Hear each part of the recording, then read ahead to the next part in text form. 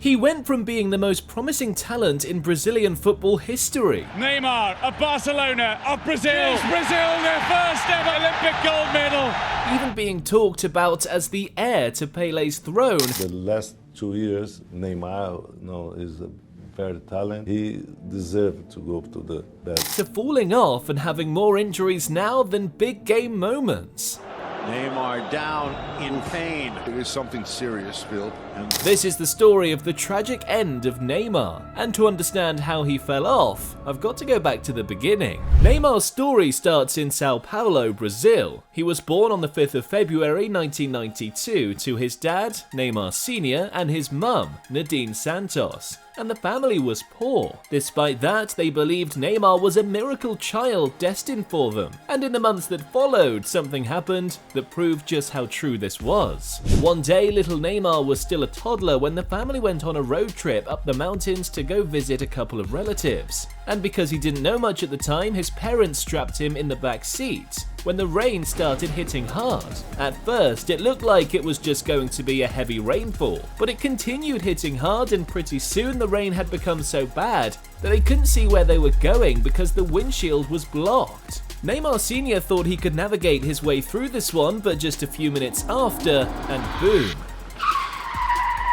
They had an accident, and it was serious. The car tumbled over and Neymar's parents fell out the back. Once they regained consciousness, the first thing on their minds was the safety of little Neymar. So they started calling out his name, but after getting no response for seconds, they feared the worst. Immediately, Neymar's mum hit 911 to phone in an emergency, when all of a sudden they heard a sound. It was little Neymar crying out the back. Quickly, they rushed him to the hospital, and it was at this point that Neymar Sr knew his kid was destined for something great. And it was his job to help him find it. But it wasn't going to be easy. After the accident in the years that followed, the times weren't easy. Neymar got into trouble a lot because he didn't understand the situation at home and thought his parents didn't want to give him the better stuff kids his age were enjoying, like luxury shoes or clothes. But once he was old enough to realize his family couldn't afford it at the time, Neymar became sad looking for ways to change the situation, but found happiness in a sport his dad used to play in years back, football. He'd spend hours after school training with the local kids in the neighborhood. And pretty soon he became so good that he joined the Portuguesa Santisa Youth Club in 1999. After a couple of years there, when he turned 11, he got the first big break of his career. A local scout had come to watch him play, and once they'd realized how good he was,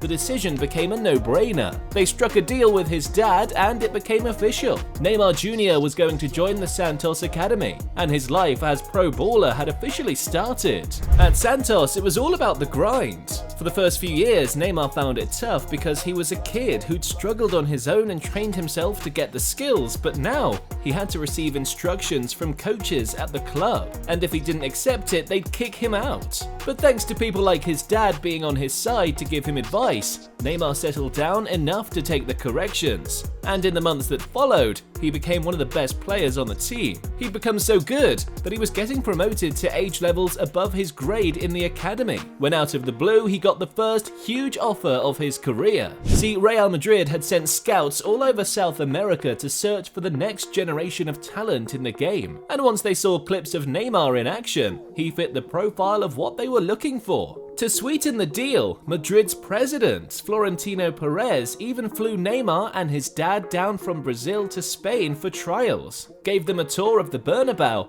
and after 2 weeks, it was clear Neymar had the talent to develop in Madrid's academy and ultimately play for the senior team. The paperwork was done. All Neymar had to do was say yes and they'd make the deal official. Even his dad was already planning life in Spain with him. But just a few hours before D-Day, Neymar changed his mind. He told his dad he didn't want to leave. In the end, Neymar Sr decided to respect his son's decision, so they went back to Santos, and now the club so much believed in Neymar that a few years later in 2009, Neymar was now ready for first team football. In his first year at the club, he became a revelation. He was like a combination of everything you'd pay to watch as a fan. Skills, goals, dribbles, tricks, and by the end of his first season, he finished with 10 goals in 33 appearances. From here on out, it was simply a question of how good Neymar could turn out to be, and in his next season, he showed he wasn't just a one-kid wonder by getting the numbers up and delivering key performances. With Neymar's help, Santos won the state championship in 2010. That year, he bagged 42 goals in 60 appearances, and even had fans demanding that he make the Brazil team to South Africa for the World Cup. Ultimately though, Neymar failed to make the cut, but it didn't affect his game in any bit. In fact, he got better as the season progressed, and in 2011 he took the team to the peak, national glory. Santos hadn't won the Copa Libertadores since 1963, but with Neymar on the team, the feeling was different. But this time, he could actually be the one to do what only Pele had years back. In turn, Neymar made sure not to disappoint, scoring 5 goals to get them to the final. And in the big one, he bagged the trophy again, in front of the great Pele, to make sure it finally came home. Certified star and now the most talked about young talent in the world. In the same 2011, Neymar won the Puskás Award for this stunner. Coming into the end of 2013, after 144 games played for Santos, he bagged 76 goals and 36 assists to cement his status as the star man. But at this point, it was clear Neymar was destined for bigger things, and it was time for his European adventure to begin. Barcelona had been keeping tabs on him, and in the summer of 2013, for $57 million, they made him their man. The move was huge, and the fans turned out to watch Neymar's unveiling. But you see guys, Neymar's first season in Barcelona didn't go as planned. Despite scoring his first Barcelona goal in one of the key games against Atletico Madrid, that season, on a collective level, Barca fell off. They got knocked out in the Champions League quarter-finals to Atletico Madrid, lost in the Copa del Rey final to Real Madrid, lost the league to Atletico Madrid too. On a personal level, Neymar was struggling. It was so bad that Neymar was even seen crying in the locker room, and Messi had to come to his rescue. I was under heavy pressure in my first season at Barca. I was a stranger to myself. I was crying in the locker room, and this is when Messi talked to me. It changed it all. This was Neymar talking about what Messi said to him in 2013 in his first season at Barca. Neymar finished with 15 goals and 15 assists in 41 games. Pretty decent too, heading into the first big tournament for the national team. 1 year earlier, Neymar had shown the national team and the fans a glimpse of how good he could be. He'd starred in the Confederations Cup, helping Brazil win the tournament with a brace in the final. Attention had now shifted to the 2014 World Cup, and Neymar was set to be Brazil's star man. On home soil too. In the opening game versus Croatia, they went behind early, after an own goal by Marcelo. But once Brazil found their groove, Neymar hit the spark and put on a show. Bagged a brace in the opening game to seal a 3-1 comeback win. Add to that 2 more goals against Cameroon in the group stage and a 0-0 draw against Mexico to top it off, and Brazil had finished as group winners with Neymar carrying the headlines. In the round of 16 against Chile, it was a very nervy game that went into penalties and saw Brazil win. But that was as good as it got for Neymar, because in the quarter-finals, the darkest day in Neymar's international career happened. Early in the game, and after Juan Zuniga kneed him in the back, Neymar knew it was over. On getting to the hospital, the doctors told him the news. He was out of the World Cup, and if that injury had been 2 centimeters to the side, he'd have never walked again. Brazil finished 4th at the World Cup that year, including a stunning 7-1 defeat to Germany. And for Neymar, it was all about recovering and getting ready for the new season with Barca. And it seems he did pretty well too, because in 2014-15, Ney put on a show. Once he was back and fully fit, he'd seen the changes in the team. Barca now had a new coach in Luis Enrique, and after signing Luis Suarez from Liverpool, he'd now created his dream attack, the MSN, Messi, Suarez and Neymar. That season they conquered everything, won La Liga, the Copa del Rey and the big one, the Champions League in Berlin. With Neymar being decisive all the way, scoring in every game from the quarter-finals right up to the final, a goal in stoppage time to make sure the title was coming to Spain. Later in the year, for the first time in his career, Neymar made the top 3 away for the Ballon d'Or rankings. And looking at him, it was clear that he was just a couple of seasons away from possibly being one of the best on the planet. The following 2015-16 wasn't as glamorous as the previous one. Barca did win the league again, but in the Champions League they lost to Atleti. But Neymar's focus in truth wasn't completely on club football, because at the end of the season, Neymar was on a mission to make it right with the Seleção. He'd made the cut to represent and captain Brazil in the Olympic Games. For Neymar, it had always been a dream to play for Brazil. Putting on that shirt reminded him of all the years back when he used to watch legends like R9 and Ronaldinho, wanting to be like them. After the disappointment of 2014, he wanted to win something with Brazil, and this was his ultimate chance. They made it to the final, and it's almost as if fate had been trying to keep a date with him for this one, because after the Germans missed their 5th kick in the shootouts, Neymar was 1 kick away from making history. Just like he did for Santos in 2011, breaking the trophy duct that had stayed for 48 years, this one was even longer. The male football team had never won gold at the Olympics before, and zapping himself back to reality, Neymar had over 90,000 people at the Macarena waiting to see if he'd be the one to break the curse. He was their hero. He showed everyone in the stadium how to get the best football content on YouTube by hitting the subscribe button to Mr. Football minutes before kickoff. And pretty soon he stepped up to take the kick. And boom, Ney had made history. He'd won Olympic gold with Brazil. After the highs of 2016, Neymar returned back to Barca for the start of the new season. But what he didn't know was that what the future had for him in this campaign would ultimately change his career. For a large part of the 2016-17 season, in the MSN, Neymar did the ultimate carry job. Sure, Messi was still putting up the numbers, but on a personal level, Neymar was balling and being decisive in the big games too. Messi was also dealing with a couple of injury problems, and Neymar managed to maintain his form, so he could be available when Messi wasn't. But it's almost as if no matter how good he played, Messi always got the credit. The biggest proof of this was when Barca pulled off the greatest comeback in Champions League history. In the round of 16, they got drawn against PSG in what was an epic clash. Every time before this, Barca had faced PSG, they'd always won, and won comfortably too. But in the first leg of Paris, it was the complete opposite. They got thrashed 4-0. Coming into the second leg, it looked impossible that Neymar and Barca would be able to get anything out of this, because at the time, no team had ever turned around a 4-goal first leg defeat in the competition's history. But still, Neymar believed, and as soon as the ref hit the whistle for kickoff, Neymar turned into a beast and produced one of the best performances of his career. Barca pulled it off. They won 6-1 to knock PSG out 6-5 on aggregate, and Neymar had balled out. His 2 goals and 2 assists don't even tell the full story. He'd carried the team, and even when they conceded and fell behind on away goals and aggregate, Neymar still made them believe, and in the end, they did it. But you know the crazy part? The headlines the next day told another story. It was at this point Neymar knew that no matter what he did at Barca, he was always going to be in Messi's shadow. The press had Messi's face on the front covers, and once again, Neymar was relegated to the background. I guess it kinda got to him because later on in the summer, he made the move that changed his career.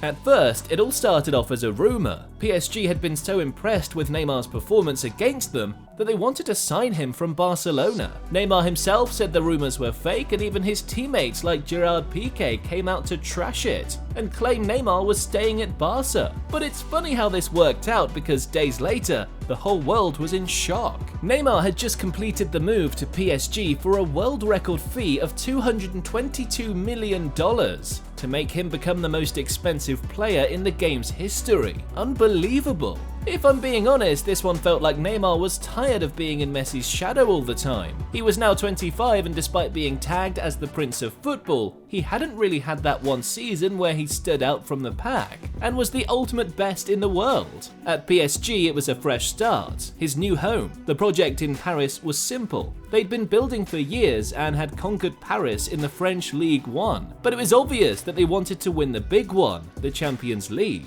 and the owners felt Neymar was the right man to do it. Together with Kylian Mbappe, PSG looked like they'd become the new dominant force of football. And to be fair, Neymar did ball out. He got 32 goal contributions in 20 league games. But the only reason he played 20 league games all season was because he'd suffered a metatarsal injury that kept him out for most of the season. Overall, Neymar hit 28 goals and 16 assists in 30 matches in his first season at PSG. These were outstanding numbers for a first season at a big club, but because of the expectations the club had for him, it felt like they fell short. At least he had another chance of winning something big later in the summer, only this one wasn't in Paris. The location was Russia. Yep, the 2018 World Cup. Now, Neymar had matured, no excuses. Unlike before when he was that kid with promise, at 26 now, he was about to enter the prime of his career, and this felt like the perfect opportunity to get himself into the history books